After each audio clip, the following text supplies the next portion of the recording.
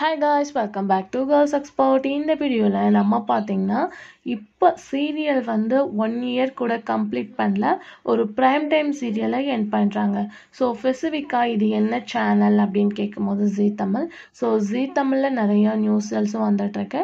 இப்போ on the வேலை என் பண்ண போகிற சீரியல் அப்படின்னு பார்க்கும்போது ரொம்பவே ஷாக்கிங். ப்ரைம் டைமில் டெலிகாஸ்ட் பண்ணிட்டு இருக்கா வள்ளியின் வேலவன்.